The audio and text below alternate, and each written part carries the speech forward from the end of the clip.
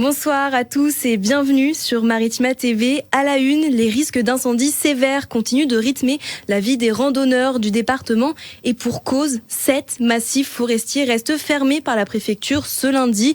Ce dimanche, même si vous souhaitiez vous promener, 25 massifs forestiers de notre département étaient déjà interdits et 7 l'étaient encore aujourd'hui, dont la forêt de Castillon. Mais les promeneurs sont-ils bien au courant de ces fermetures et respectent-ils cette interdiction? La réponse avec le témoignage d'Hugo, un habitant de Port-de-Bouc venu promener son chien. Rémi Reponti l'a rencontré.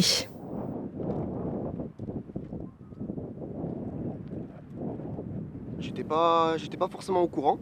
Alors bien sûr j'ai été interpellé par un garde qui m'a prévenu qu'en fait le massif était en rouge. Mais on va dire qu'au niveau de la signalisation c'était pas très bien affiché. Et pourtant donc, sur la barrière c'est marqué. Sur la barrière c'est marqué, mais effectivement nous quand on vient promener on passe pas par cette barrière en fait, on passe par le parking et on a un accès piéton ici, donc en fait on n'était pas forcément au courant que c'était en rouge. Bon du coup il n'y a pas eu de souci, on a été prévenu et on va aller balader ailleurs avec le chien, mais bon voilà, c'est sûr qu'une meilleure signalisation ce serait peut-être mieux. Alors bon, on m'a prévenu que les premiers 100 mètres ça allait, mais qu'après je serais verbalisable, donc bon bah pour ce vent là je suis pas sûr que ce soit très utile, mais bon, voilà, c'est comme ça, hein. Ça va se lever dans l'après-midi. Mais ouais, non, c'est vrai qu'il faut se renseigner, parce qu'on peut se prendre des amendes bien vite dans ces cas-là. Et est-ce que vous pensez que c'est une bonne idée quand même d'interdire les massifs pour la sécurité des gens eux-mêmes en fait, hein? Bah, je pense que là, en fait, oui, on est en plein été de mois d'août, et je pense que c'est par rapport aussi aux incendies avec le Mistral. Et les forêts, ils ont été vachement touchées dans la région ces dernières années, donc oui, peut-être, c'est utile, oui. Dans le massif, je pense, ouais, il peut y avoir des complications quand même. Si on se retrouve piégé par les flammes, ça peut être compliqué. Et sachez que tout contrevenant s'expose à une amende de 135 €, pouvant même aller jusqu'à 3 750 € en cas d'incendie. Et toujours sur le département, vous qui roulez la nuit, vous ne pourrez plus emprunter une partie de l'A7. Elle sera coupée entre la sortie Vitrolles-Centre et Rognac dans le sens Marseille-Lyon. La direction interdépartementale des routes Méditerranée, aussi appelée DIRMED, prévoit d'autres restrictions de la circulation, notamment la fermeture de la bretelle d'accès et de sortie numéro 31 vers les Pennes Mirabeau dans le sens Lyon-Marseille. Et ces fermetures vont uniquement être mises en place de 21h à 6h. On poursuit ce journal direction le Vieux-Port de Marseille alors que les hommages à Alain Delon se multiplient. Marge, le bateau qui a contribué à rendre célèbre l'acteur français dans le film Plein Soleil, est toujours bien présent. Sur place, Bérénique Vazac a rencontré aujourd'hui le propriétaire d'un bateau voisin, Carl Criscolo. Ce voilier, il le connaît très bien. Écoutez. Cet homme nous a marqués et avec sa personnalité, son côté sauvage et en même temps sa générosité qu'on pouvait deviner. Et ce bateau, qu'est-ce que vous pouvez m'en dire très exactement? Donc Marge, anciennement Las, c'est un bateau de 1940 qui a été fait par, c'est un plan Anker, c'est un architecte naval qui était connu à l'époque et c'est un bateau qui a été fabriqué au Danemark, qui est un 10 mètres JI, c'est une jauge. Comme nous avons les 12 mètres JI, il y a d'ailleurs un championnat du monde de 12 mètres JI actuellement qui va se dérouler à Barcelone, qui est un bateau qui fait 18 mètres et qui est très performant et très joli sous voile.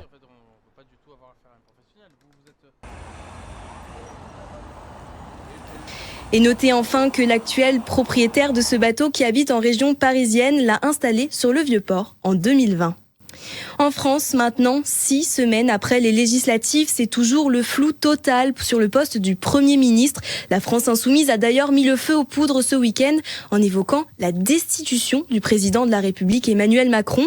Et dans un texte paru dans la Tribune dimanche, Jean-Luc Mélenchon accuse le président de coup de force institutionnel et d'abus de pouvoir, selon ses citations.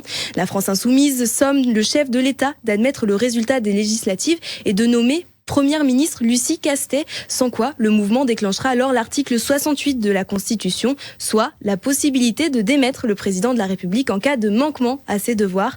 En tout cas, les autres partis du nouveau Front populaire écartent cette hypothèse radicale. Et maintenant, on passe au sport. L'Olympique de Marseille a parfaitement démarré sa saison de Ligue 1 avec un carton sur la pelouse brestoise. Et c'est même une large victoire avec 5 buts à 1. La première en France du coach Roberto De Zerbi s'est très bien passée. Les Olympiens occupent la première place au classement et ce, devant le PSG à la différence de but. Retour sur cette soirée victorieuse avec Valentin Rongier et Quentin Merlin. Ouais, c'est très fort. Après, le coach l'a bien dit. Voilà, il faut pas se contenter de ça parce que le résultat, certes, on a marqué beaucoup de buts. On gagne 5-1 à l'extérieur, donc c'est une très bonne chose. Mais je pense qu'on peut s'améliorer, surtout dans les principes de jeu que le coach veut nous transmettre depuis qu'il est arrivé. Donc voilà, c'est là-dessus qu'on va insister parce que on garde le ballon, mais on est aussi capable de marquer sur les transitions et voilà, on l'a vu aujourd'hui. Donc il y a encore beaucoup de choses à travailler, mais gagner 5-1 à l'extérieur pour le premier match de championnat, c'est un régal. Oui, on peut appeler ça un départ rêvé. Après, on a eu quelques lacunes dans le jeu où on manquait de sortie de balle, manquait d'automatisme encore un peu, mais après ça va venir avec le temps. Mais oui, une victoire 5-1, premier match de championnat, c'est très bien et ça apporte de la confiance pour la suite, donc c'est très bien. La surprise du chef, c'est quand même Valentin Rongier qui se déplace, qui joue quelques minutes. Ça a dû être une émotion immense pour toi, même si je sais que tu arrives à être froid quand même par rapport à tout ça, mais c'est chaud. Je suis très content. Tu l'as bien dit, j'arrive à rester froid et prendre un peu de recul parce que vous le savez sûrement, mais cette blessure, l'année dernière, ça a vraiment été compliqué pour moi à cause du fait que c'était souvent en dents de scie, que parfois ça allait mieux et quand je revenais ça allait moins bien. Donc voilà, je m'enflamme pas, je suis de retour avec le groupe, j'ai joué quelques minutes, je suis très content, je savoure, mais je prends un peu de recul. L'OM retrouvera le championnat dimanche au Vélodrome contre Reims. Les Marseillais devraient d'ailleurs être privés de Faris Moumbagna pendant de longs mois. L'attaquant souffrirait d'une rupture des ligaments du genou. En tout cas, le club est à la recherche d'un nouveau joueur offensif. Et puisqu'on en parle, les Olympiens ne seront pas les seuls à fouler la pelouse du Vélodrome prochainement. En effet, c'est enfin le grand jour pour le FC Martigues qui retrouve le championnat de Ligue 2 pour la première fois depuis 22 ans.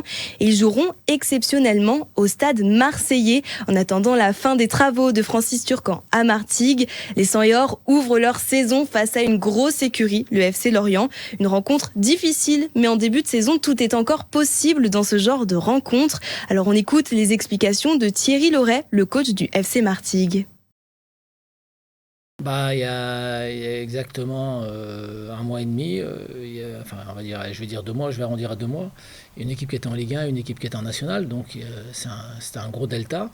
On a essayé de gommer tout ça un peu durant la préparation, mais on sait aussi que les Lorientais ont fait une bonne préparation et qu'ils ont un gros effectif. D'ailleurs, ils ont un gros effectif qu'ils doivent dégraisser. Donc, avec des joueurs qui sont rompus à ce type de match. Donc ce sera à nous d'être vigilants et de faire très attention à surveiller de près tous les joueurs de cette équipe lorientaise. Encore une fois, ce qui est important, c'est de ne pas croire que tout va se faire tout seul parce qu'on joue à l'Orange Vélodrome, parce que les Lorientais sont plus habitués que nous à jouer à l'Orange Vélodrome, par exemple. Vous voyez, donc il faudra qu'on se méfie quand même. Nous, on y va surtout pour faire un bon match, voilà, être cohérent, proposer des choses et puis essayer de parvenir à avoir le meilleur résultat possible. Martigues-Lorient, c'est ce soir à 20h45 à l'occasion de la découverte du Vélodrome. Un match que vous pourrez suivre en direct et en intégralité sur Maritima avec comme d'habitude les commentaires de Karim Attab et de Jacques Bail. Et pour ceux qui ne regardent pas le foot, vous pourrez lever les yeux vers le ciel ce soir et apercevoir une super lune bleue. Même si son nom est trompeur, la lune ne s'illuminera pas de cette couleur, mais c'est ainsi qu'est appelé le phénomène d'une lune plus grande et plus brillante. Et surtout, c'est à ne pas manquer parce que c'est assez rare. Le moment se produit tous les 2 à 3 ans. Elle sera visible en tout cas partout en France, alors n'hésitez pas à lever les yeux vers les étoiles ce soir. Et on revient sur le sport avec Aix-en-Provence. On accueille les championnats de France jeunes de padel. La Ligue Provence-Alpes-Côte d'Azur accueille ce lundi et jusqu'à la fin de la semaine, ces championnats. Ils se dérouleront sur les terrains du centre de ligue et du Country Club Padel. Parmi les participants, on peut notamment citer la Martégale Carla Greff, sacrée championne régionale PACA U16 début juillet. Et c'était le clap de fin pour la semaine halieutique à Martigues. Comme chaque année, ce concours de pêche en haute mer permet à 32 équipes de s'affronter pour amener le plus gros poisson. Et sur le quai, le public attendait de voir revenir les prises du jour. C'est notre reporter Joey Temple qui s'est rendu sur place et vous allez le voir, l'ambiance est plutôt festive. Alors, on disait tout à l'heure, petit bateau, gros poisson. Au bout du canal, un bateau apparaît et l'espoir s'empare du public. Ça y est, enfin, un équipage qui ramène un poisson, 1,60 m de longueur. La bête est débarquée sous le regard euphorique de Nino. Le petit garçon de 7 ans n'en revient pas. Ça me fait bizarre parce que j'en ai jamais vu de ma vie. Du coup, c'est tellement gros c'est bizarre parce que c'est gros et ça fait beaucoup de poids. Ce sont les locaux du club nautique de Martigues qui ramènent le premier spécimen de la semaine. Jacques et Yves peuvent fièrement montrer leur prise aux spectateurs. Ça a été un combat très rude. C'est mon ami Jacques qui était à la canne. Donc il a souffert, ça a duré bien 2 heures. 2 heures de combat. Une belle victoire j'imagine pour commencer cette semaine, ça met en jambe. Très certainement, oui, on est tous très contents, très fiers. C'est un travail d'équipe avant tout. Sur le bateau, Isabelle manque à l'appel. À 63 ans, la femme en béquille reste à quai. Cette année, contrainte de ne pas participer à une pratique qu'elle affectionne tout particulièrement. C'est tellement beau, la préparation, tous les cannes, le matin c'est bonheur, les cannes, enfin tout, la recherche dans les sondeurs, et tout, c'est trop beau, trop. Une très belle pêche, très belle pêche, que j'ai appris ici. À défaut d'avoir pêché, aujourd'hui, Isabelle se joint à la cinquantaine de spectateurs qui applaudissent les gagnants du jour. Jacques et Yves repartiront dès le lendemain pour tenter de réitérer leur exploit. Et puisqu'on est dans les festivités, retrouvez la cité antique d'Arles qui s'anime de nouveau aujourd'hui et ce jusqu'à samedi avec son festival Arlat.